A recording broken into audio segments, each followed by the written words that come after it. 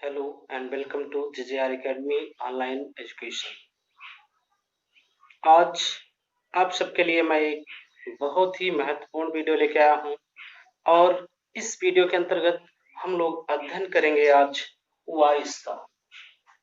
क्या अध्ययन करेंगे? वॉइस का। वॉइस मीन्स होता है वाच। तो वॉइस मीन्स होता है वाच और ये वॉइस दो प्रकार की होती है, एक्टिव वॉइस, पैसिव वॉइस। दोनों में अंतर क्या होता है अभी हम डेफिनेशन के माध्यम से समझेंगे, लेकिन हम जान लें कि ये हमारा वीडियो, ये हमारा सेशन उन सभी स्टूडेंट्स के लिए बहुत ही लाभकारी होने वाला है जो किसी भी एग्जाम में बैठ रहे हैं, चाहे वो कंपटीशन एग्जाम में हो या फिर हाई स्कूल और इंटरमीडिएट की, यूपी बोर्ड की या सीबीएसई बोर्ड की परीक्षाओं में बैठ रहे हो। उन सबके लिए ये बहुत ही महत्वपूर्ण होने वाला है। तो आप लोग बहुत ध्यान से इन चीजों को समझिए और अच्छे से सॉल्व करने की कोशिश कीजिए। तो जैसा कि अभी आपको बताया गया, वॉइस दो प्रकार की होती है, एक्टिव वॉइस, पैसिव वॉइस। हम जितने भी सेंटेंस पढ़ते हैं, अमूमन जो बातचीत करते हैं, प्रायः एक्टिव वॉइस ही होता है। लेकिन आइए डेफिनेशन के माध्यम से समझते हैं कि एक्टिव वॉइस कहते किसे हैं। एक्टिव वॉइस कर्तृवाच्य। एक्टिव वॉइस की हिंदी होती है कर्तृवाच्य।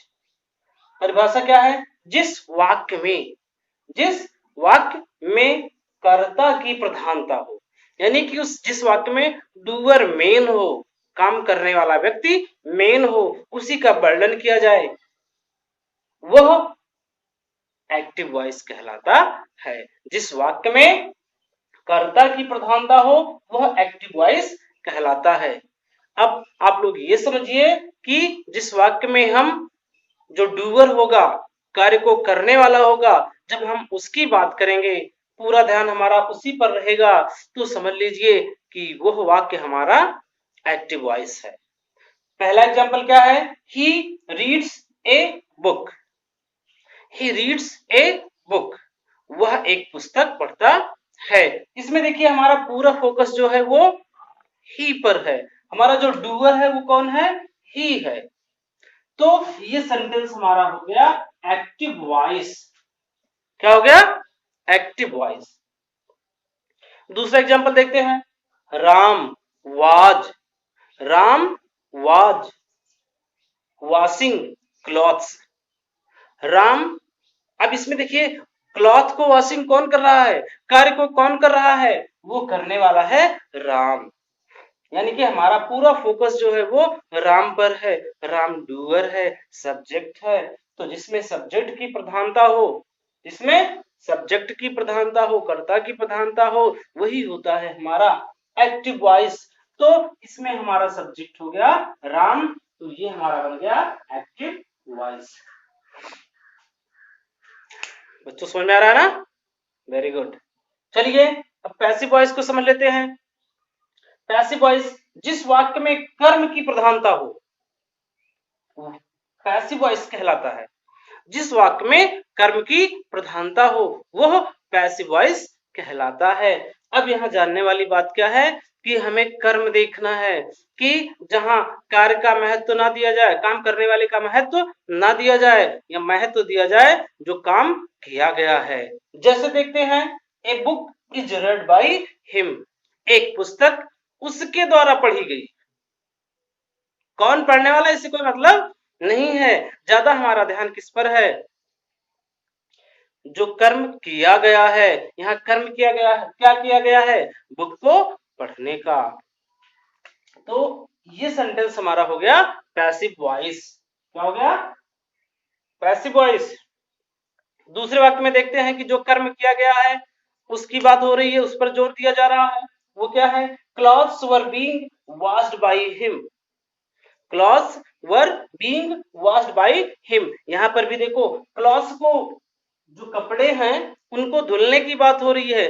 कौन धुला है इस पर विशेष महत्व नहीं दिया जा रहा है। यहाँ महत्व दिया जा रहा है कि जो कार्य किया गया है।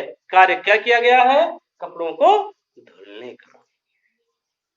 मुझे पूरा विश्वास है कि आप लोग एक्टिव वॉइस और पैसिव वॉइस में अंतर समझ गए होंगे डेफिनेशन और एग्जाम्पल के। तो बच्चों आइए हम लोग पैसिव वॉइस बनाने का नियम का अध्ययन करते हैं।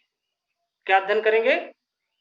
पैसिव वॉइस बनाने का नियम, अर्थात हम एक्टिव से पैसिव बनाने के लिए किन किन बातों पर ध्यान रखेंगे। तो हम नियम बताने से पहले सबसे पहले आप लोगों को एक एग्जाम्पल बताएंगे और उस एग्जाम्पल के आधार पे ही नियम कैसे बना हुआ है। तो आप लोग अगर इस नियम के आधार पे चलते हैं तो कभी भी एक्टिव से पैसिव बनाने में आपको कोई समस्या नहीं होगी। देखिए पहले हम सेंटेंस लिख चुके हैं, सचिन प्लेज क्रिकेट। क्या सेंटेंस लिखा गया? Sachin pledge cricket. ये हमारा है एक्टिव वॉइस। एक्टिव वॉइस क्यों है? क्योंकि यहाँ सब्जेक्ट को महत्व दिया गया है, डूअर को महत्व दिया गया है। डूअर मीन्स कर्ता होता है, इसको महत्व दिया गया कर्ता को। तो ये एक्टिव वॉइस है हमारा। इस एक्टिव वॉइस को हम कैसे पैसिव वॉइस में बदले हैं, आइए देखते हैं। देखिए सचिन हम पहचान कर लेते हैं इसके पार्ट्स का। सचिन हमारा सब्जेक्ट है और सब्जेक्ट को पहचानने के लिए हु का प्रयोग किया जाता है। प्लेज, जो भी क्रिया मिलेगी उस क्रिया में हम हु जोड़ देंगे तो हमारा सब्जेक्ट कहीं भी होगा वो हमें मिल जाएगा। हु प्लेज क्रिकेट, क्रिकेट कौन खेलता है? क्रिकेट कौन खेलता है? आंसर मिल गया सचिन। क्या आंसर मिला? सचिन। तो ये हमारा सब्जेक्ट है। वर्ब, वर्ब क्या होता है? Action word. आप लोगों को बताया गया, बार बार बता रहे हैं, एक्शन वर्ड। जिस वर्ड से हमें किसी भी एक्शन के होने या ना होने की सूचना मिल जाए, समझ लीजिए वही है वर्ब। तो प्लेस हो गया हमारा वर्ब। अब ऑब्जेक्ट, ऑब्जेक्ट को पहचानने के लिए क्या या किसको लगाना है? क्रिया में। कहां लगाना है? क्रिया में। सचिन क्या खेलता है? आंसर मिला हमारा क्रिकेट। तो क्रिकेट हो गया हमारा ऑब्जेक्ट।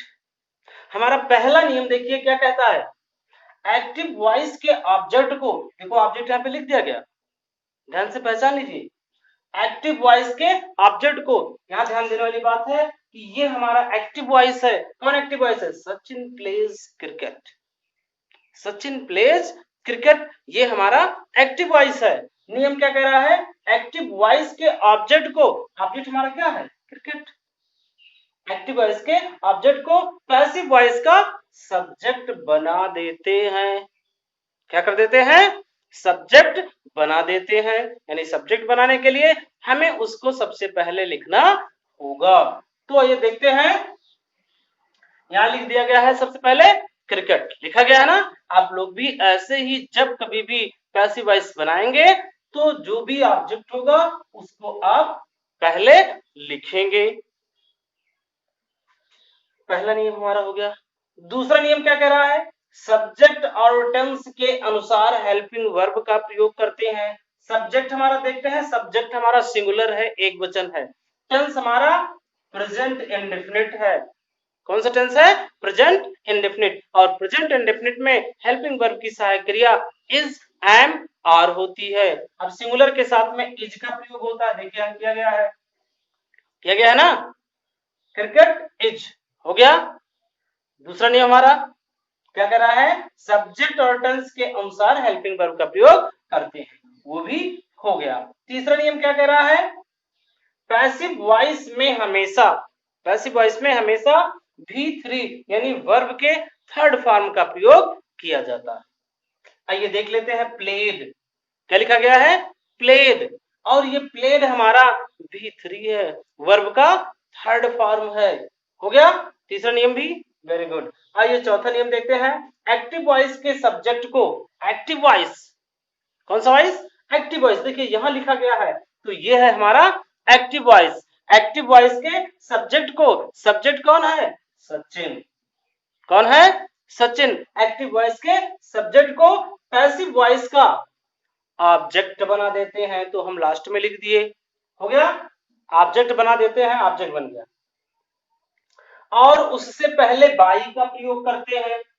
क्या प्रयोग करते हैं? बाई का। देखिए यहां पर बाई का प्रयोग सचिन से पहले या ऑब्जेक्ट से पहले किया गया है। ये हमारे 4 बेसिक रूल्स हैं, जो कि कोई भी सिंपल सेंटेंस होगा, बहुत क्रिटिकल ना हो, तो वो ये चारों नियम हर जगह लागू होते हैं। आप कोई भी सेंटेंस ले लीजिए, सब जगह यही 4 नियम लगेंगे। आप इन चारों नियम को ध्यान से समझ लीजिए। देखिए, ऐसे वीडियो को पॉज कर लीजिएगा, वीडियो को पॉज कर लीजिएगा। पॉज करने के बाद रूल को नोट कर लीजिए, फिर वीडियो चला के 2 से 3 बार 4 बार देखिए और उसके बाद रूल्स को भी पढ़िए, एग्जाम्पल के माध्यम से समझते रहिए। अभी हम आपको और भी एग्जाम्पल बता रहे हैं, लेकिन एग्जाम्पल बताने से पहले कुछ नोट्स हैं, आप उनको जान लें। नोट्स क्या है, आइए बोर्ड देखते हैं नोट्स को। हमारे पास 2 नोट है। नोट का मतलब विशेष ध्यान देने वाला बिंदु। पहला बिंदु क्या है कि पैसिव वॉइस केवल ट्रांजिटिव वर्ब की बनती है। जो भी वर्ब हमारा ट्रांजिटिव होगा उन्हीं वर्ब की पैसिव वॉइस बनेगी, अन्यथा की स्थिति में पैसिव वॉइस नहीं बनेगी। तो हम 2 एग्जांपल के माध्यम से समझते हैं। देखिए, ऑब्जेक्ट, जो हमारा ट्रांजिटिव वर्ब होगा उस वर्ब के साथ ऑब्जेक्ट जरूर होगा, और ऑब्जेक्ट को पहचानने के लिए वर्ब में क्या या किसको लगाएंगे, क्या या किसको लगाकर प्रश्न करेंगे। जो भी उत्तर प्राप्त होगा वही ऑब्जेक्ट होगा। अगर उत्तर प्राप्त नहीं होता है तो वो उस वर्ब के साथ कोई ऑब्जेक्ट नहीं है, तब वो हमारा वर्ब ट्रांजिटिव नहीं होगा, वो हो जाएगा इनट्रांजिटिव वर्ब। चलिए, reads, he reads a book, he reads a book. अब इसमें हम ये रीड्स जो हमारा वर्ब है इसमें लगाएंगे क्या, क्या पढ़ता है, क्या पढ़ता है। आंसर मिला अ बुक, आंसर क्या मिला अ बुक। ये हमारा ऑब्जेक्ट हो गया, क्या हो गया ऑब्जेक्ट। अगर ये ऑब्जेक्ट हो गया अर्थात हमें ऑब्जेक्ट मिल गया, तो ये जो वर्ब है ये हमारा हो गया ट्रांजिटिव वर्ब। अब इसकी पैसिव वॉइस बनेगी। ध्यान रहे, जिस वर्ब का ऑब्जेक्ट हो वो वर्ब ट्रांजिटिव वर्ब कहलाता है और केवल उसी वर्ब की पैसिव वॉइस बनती है। आइए दूसरा एग्जांपल देखते हैं।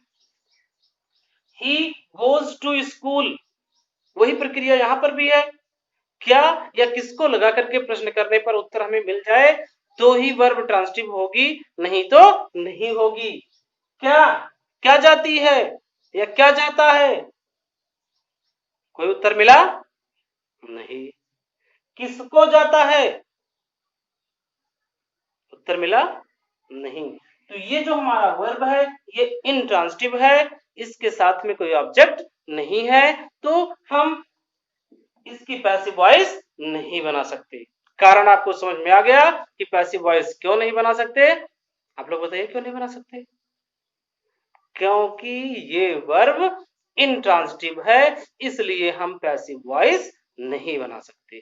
ओके गाइस, आइए दूसरा पॉइंट देखते हैं, दूसरा नोट देखते हैं। नोट नंबर 2 वो क्या है, निम्न टेंसेस की पैसिव वॉइस नहीं बनती है। ये जो टेंसेस नीचे लिखे गए हैं, जब भी ये कहीं एक्टिव वॉइस में दिख जाए और उसको अगर पैसिव वॉइस बनाने के लिए कहा हो तो वो पैसिव वॉइस में नहीं बदलेगा। आइए उनका नाम जान लेते हैं। पहला है प्रेजेंट परफेक्ट कॉन्टिन्यूअस टेंस, दूसरा पास्ट परफेक्ट कॉन्टिन्यूअस टेंस, तीसरा फ्यूचर परफेक्ट कॉन्टिन्यूअस टेंस, चौथा क्या है फ्यूचर कंटिन्यूअस टेंस। इन्हीं 4 टेंस की पैसिव वॉइस नहीं बनती है, बाकी सबकी पैसिव वॉइस बनती है। कुल हमारे टेंसेज की संख्या है 12। कितनी है 12। पैसिव वॉइस किसकी नहीं बनती है 4 की, तो बनती कितने की है 8 की पैसिव वॉइस। कितने की बनती है 8 की पैसिव वॉइस बनती है। समझ गए, very good, best of luck. बच्चों, शेष नियम हम अगले वीडियो में पढ़ते हैं। ऐसे अगर बनाते चले गए तो वीडियो हमारा बहुत लंबा हो जाएगा।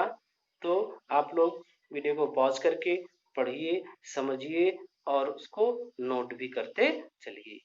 आप जितना बढ़िया नोट बना लेते हैं वो भविष्य में आपके बहुत ही काम आने वाला है। आपको बार-बार वीडियोस देखने की ज़रूरत नहीं होगी।